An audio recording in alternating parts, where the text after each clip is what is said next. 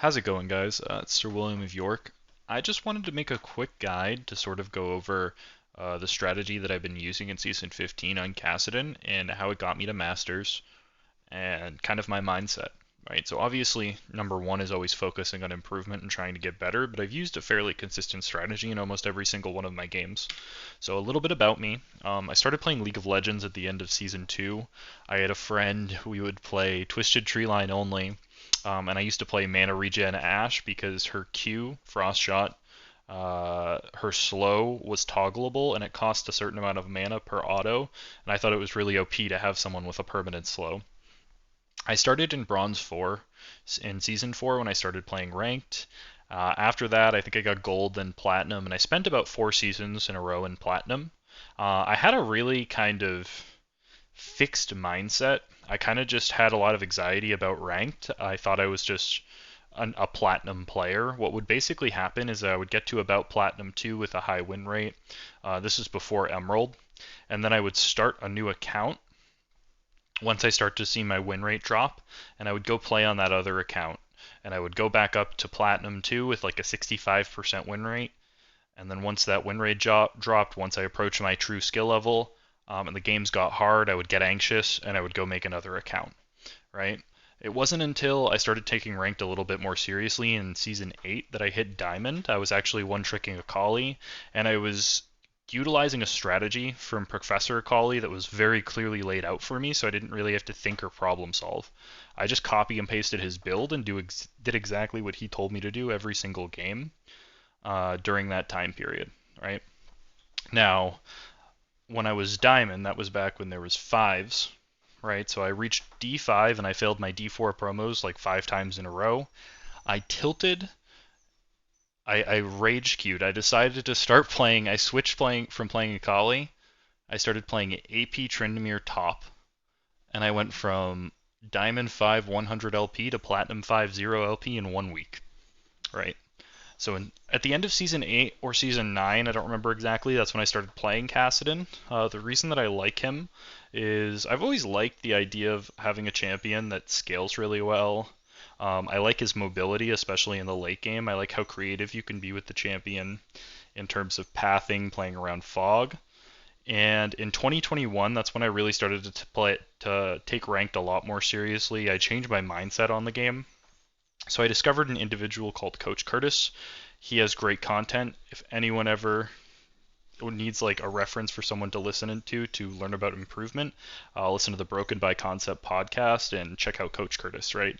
So he introduced me to this idea that we're not all to the idea of a growth mindset. It sounds silly thinking back, but I thought you were either a diamond player or a platinum player or a challenger player intrinsically.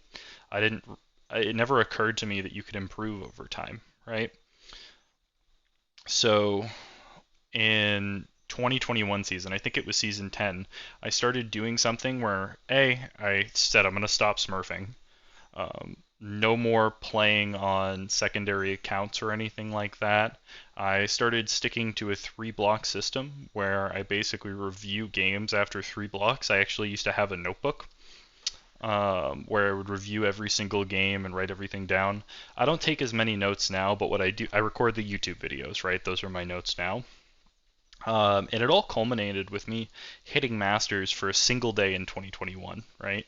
Now, what happened was once I hit Masters, I started spamming games. I kind of returned to some bad habits, and I developed a very unhealthy relationship with the game.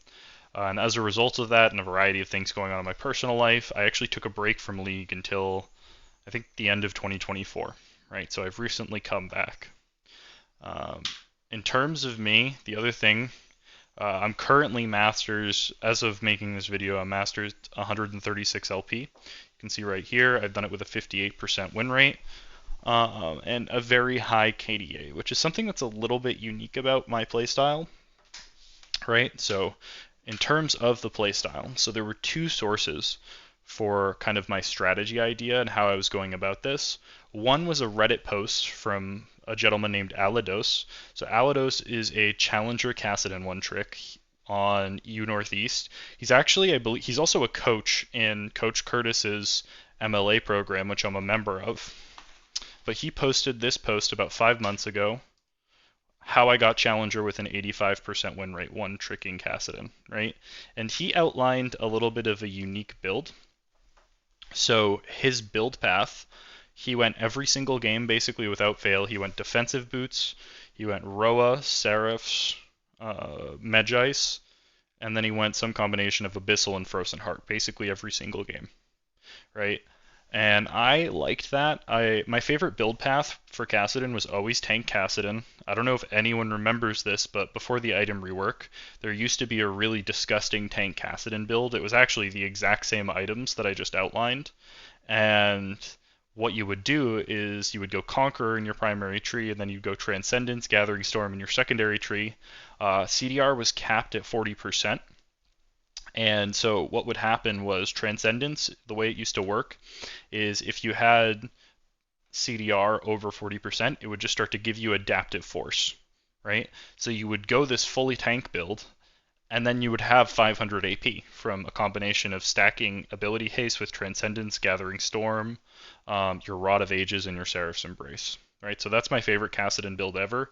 It got completely, it didn't, I wouldn't say get gutted because it's pretty good now, just for different reasons.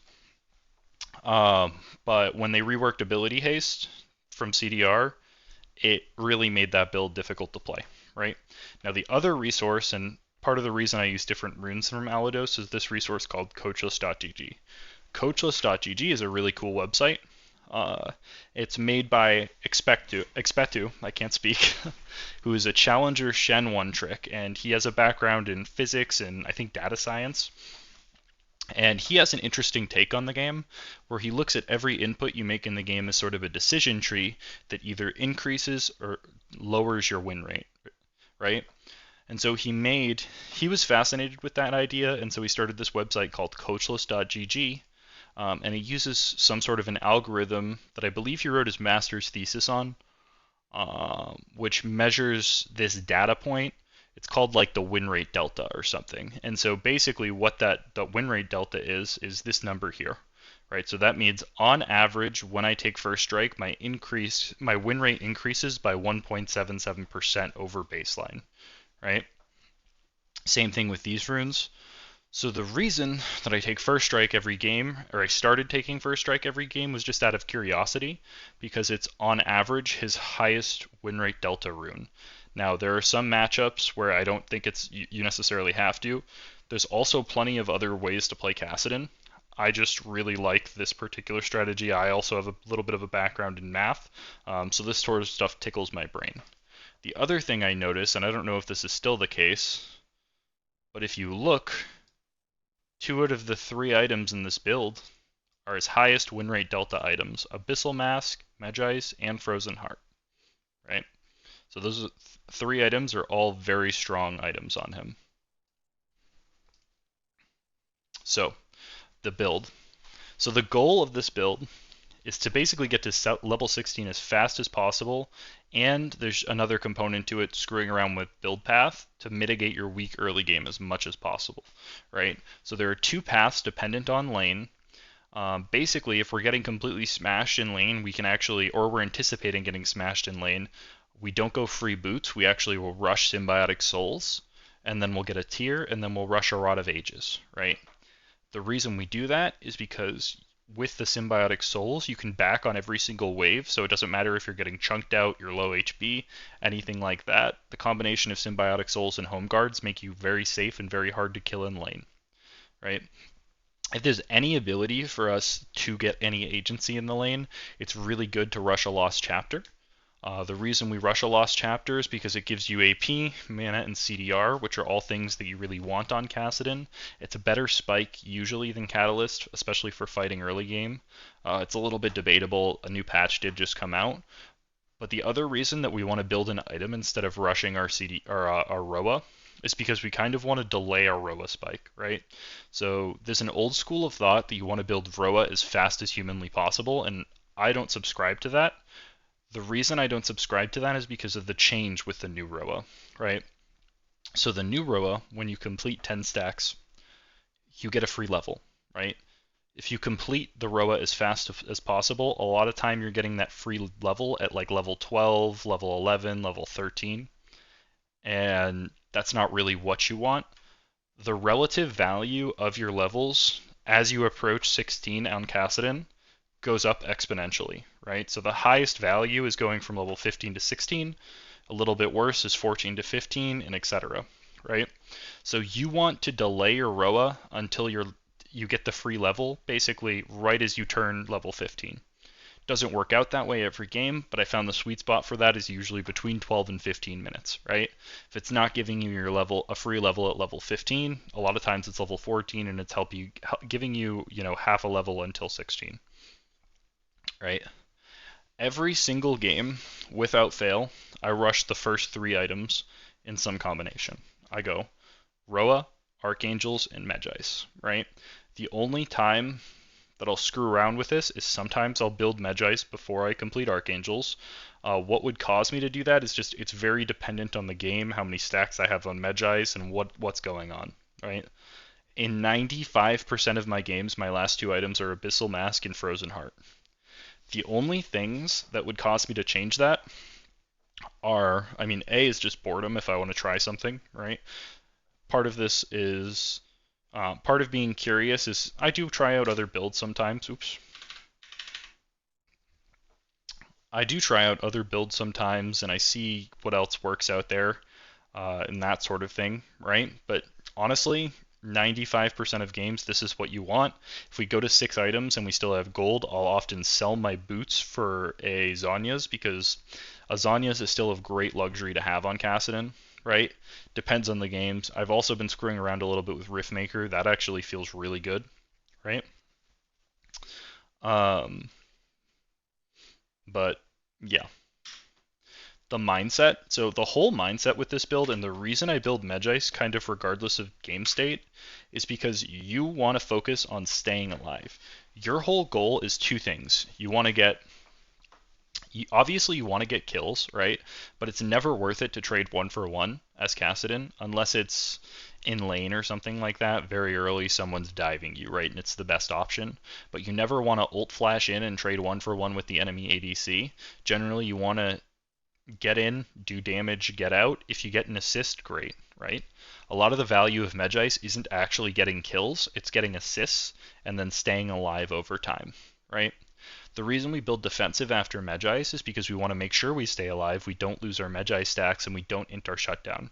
You're going to have a shutdown in almost every single game, just by the nature of this playstyle. It's very opportunistic, it focuses on staying alive, it focuses on maximizing farm, and it focuses on picking up assists, right? Because of the way the build works, you can actually bait a lot. So there's another school of thought, and I would say the more common build right now on Kassadin is to actually go full AP. A lot of higher elo Kassadins are skipping Roa. They're going directly into the ultimate haste item. I can't think of the name of it. What is it called? You know what I'm talking about. The one that gives like 20 ultimate haste or whatever. Malignance, right? They're going directly into that. They're going Electrocute. A lot of them are taking Comet, Phase Rush, and those are great. That's a great build, right? A lot of people don't understand how tanky you are with this build, and you can actually bait for a really long time. The mindset that you want to have, and you are going to get accused of being a KDA player, you're going to get accused of being AFK sometimes, you're going to get accused of all sorts of things, but as long as you can hit 16 with 3 to 4 items, almost every single game is winnable.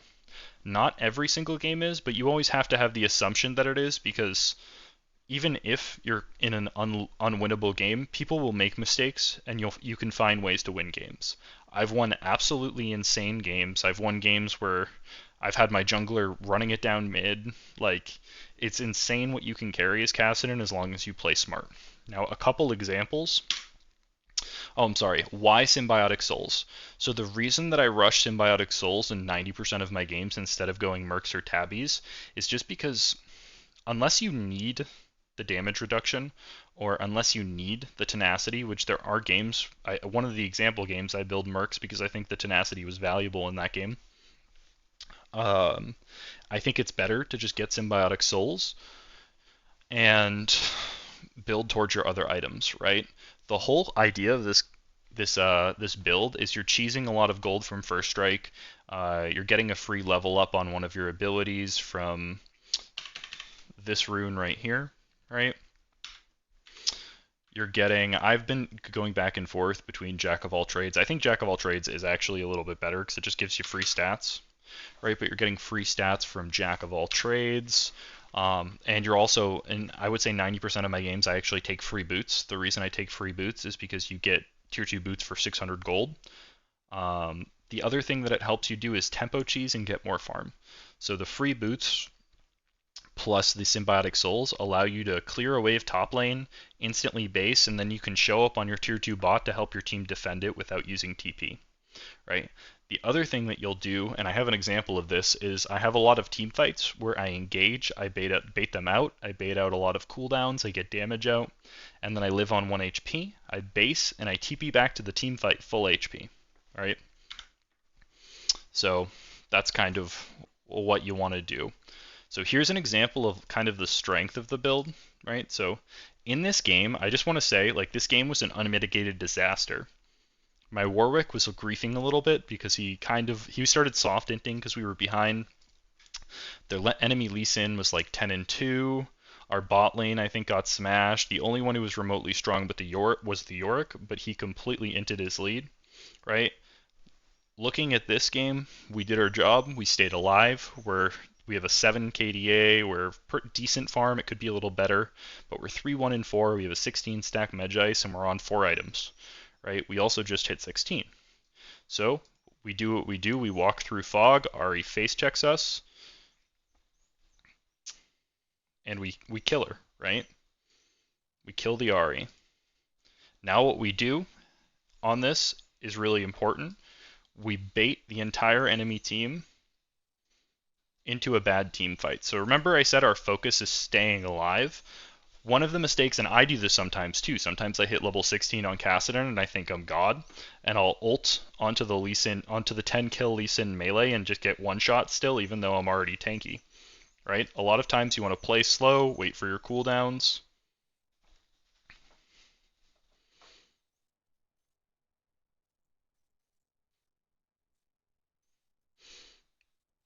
And this is kind of the team fight that turns the game around, right? Now there's definitely an argument, let me just show you, that had I been AP this game, I still could catch the Ari, get her to face check. However, the ensuing team fight would have been a lot dicier, and I probably wouldn't have lived for as long as I could to get the Smolder to catch up, right?